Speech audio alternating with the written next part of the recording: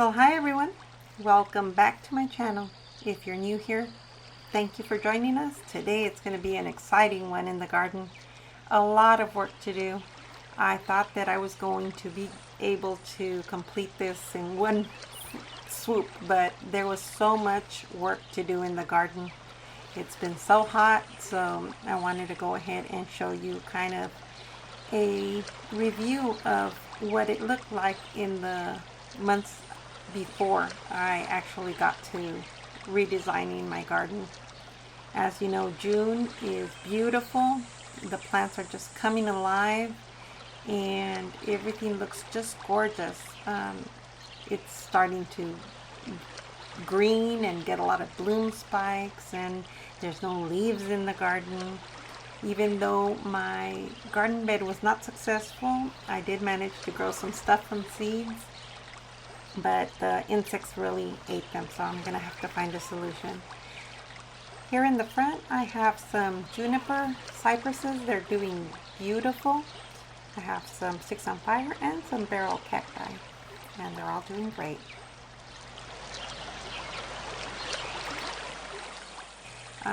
The garden still in July, as you can see here. It was gorgeous. The flowers were blooming, and just the bloom spikes are incredible on the Hesper aloes, and no complaints from my garden aside from weeds and spider webs. It was gorgeous. But September came around, and August and September were very, very hot, and we're still getting days that are in the 90s, and as you can see, they really took a beating here.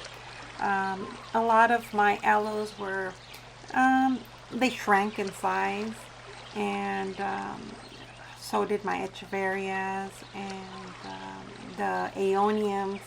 They're barely starting to awaken, but that's just part of the garden in the summer, and this year was super hot, and I was being very cautious because I did not want to overwater.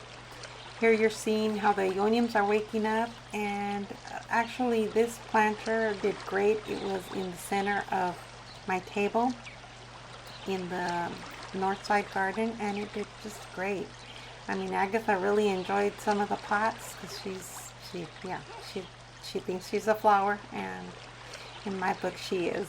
So she went ahead and did this to these plants here, but they're looking for fresh areas to lay, so I can't blame her for that. Here is a close-up of what it looks like now. Again, this year was super hot, so I was very cautious with the watering. I wasn't certain if they were getting water from the other side, so I opted for less, and they did get a little bit desiccated. They shrunk a little bit, and other than that, they just did great. As you can see here, the Myrtillo cactus is still looking beautiful. It is sprouting another crest, and how gorgeous is that? And here you're seeing some surplus aloe veras that I have, and some coral aloes. These are the babies of my beautiful mamas, and I will be focusing my garden this year on a lot of aloes, so I'll be sprinkling them throughout the garden and just using them as foundation plants. I am so happy that I have all these beautiful plants to put in the garden this year, since I know that they will be doing good, since the mamas are so resilient and so prolific. Alright, so that's enough review. Let's get our hands dirty.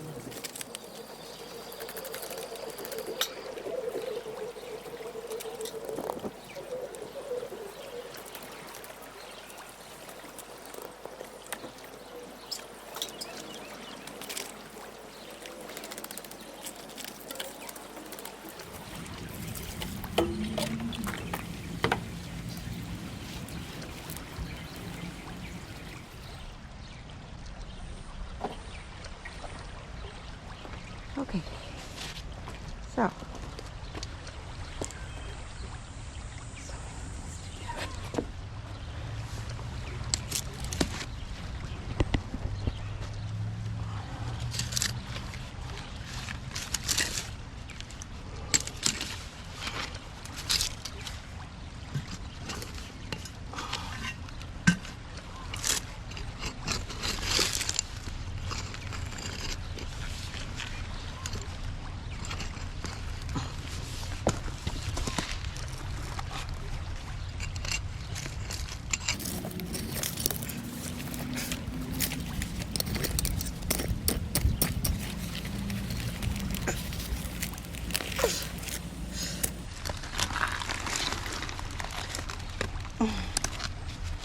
wow.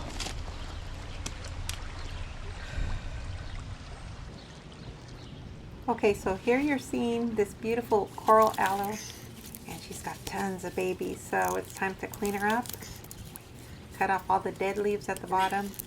And since she does have so many babies, I will end up taking them out from the bottom of the mama. They are becoming malformed.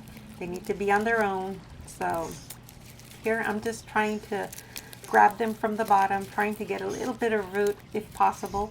But if you can't, that's okay. These, you just peel off the bottom leaves a little bit and stick them in the ground and they will start rooting. But the mama will need to be cut because she's too elongated, because she had a lot of space at the bottom. And also I will be cleaning up, I don't know, probably two tiers of leaves that she has damaged and kind of dead. So that will leave the beautiful crown, and also just give her some time to rest and hopefully not put out more babies anytime soon, so that she could get beautiful and big. And in the meantime, all her babies will be placed in a container to root. And for the meantime, these are okay, the ones that have root, to plant in the ground and water them a little bit. The ones that don't, I'd be a little bit more careful about watering it. I will not let her callus because the dirt that I'm going to be putting her in is very dry. I am putting some good fresh garden soil, just regular garden soil, and that one has a little bit of moisture, but it shouldn't be a problem because the soil is so dry that I think it'll actually be a good thing for her. But look at this stump here, gorgeous. Again, this one is one of the ones that had so many babies that she will be featured heavily in my garden, her and her little babies. So at the end of it all, maybe I'll just have an aloe garden. Okay, so here it's time to plant the babies. And I'm going to start with these babies that were the first batch that the mama had, and I took them out really little, so they've grown substantially, and I had them in a pot. So I'm just going to go ahead and dump some good soil in there, dig a hole. I know all this looks very rough because I have it in fast speed, and it is. I'm a little bit rough because succulents can take it. But yeah, I'm just trying to put my foundation plants first. Basically all my aloes, all the other little plants that were here, I took them out and I put them in the planter, the raised beds, so that I can pull from them when I need them and they won't get stressed. I'm going to probably leave them there for a day or so that they can get replenished. Give them some water. And this is just the first stage of really reworking a garden. You have to really do some cleaning. Here you see me taking out the T-Rex aloe, and this is the aloe that had the crest, and it is, yeah, like I said, it is not very pretty. It is one of those things that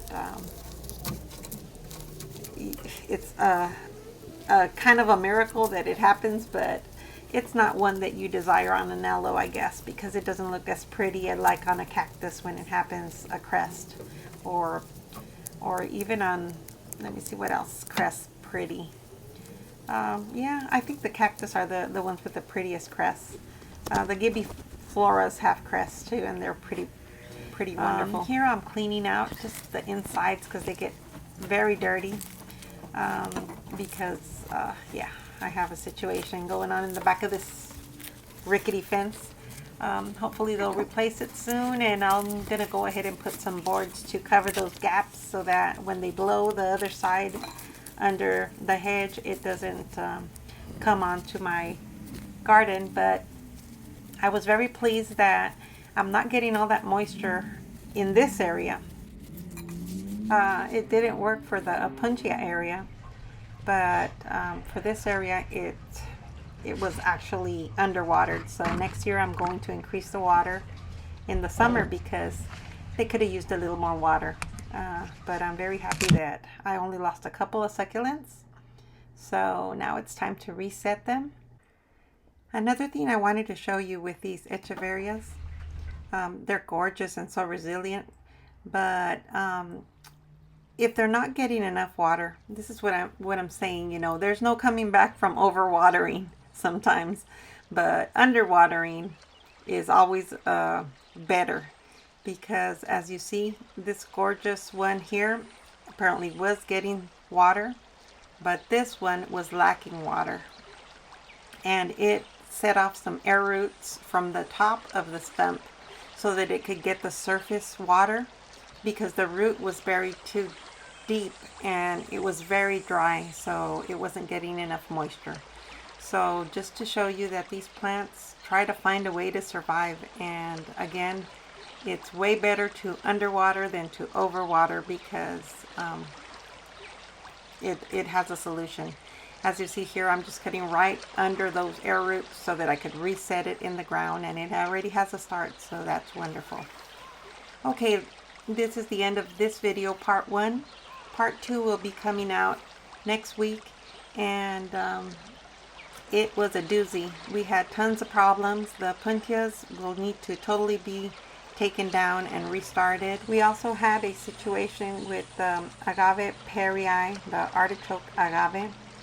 It was attacked by critters, and I'll show you all that and several other things before we completed the garden and the leaves start falling. So, alright, I hope to see you guys next week. Again, thank you so much for watching. If you like this video, give it a thumbs up to help my channel. I wish you health and happiness wherever you may be, and welcome to all the new subscribers. I will talk to you guys later. Bye.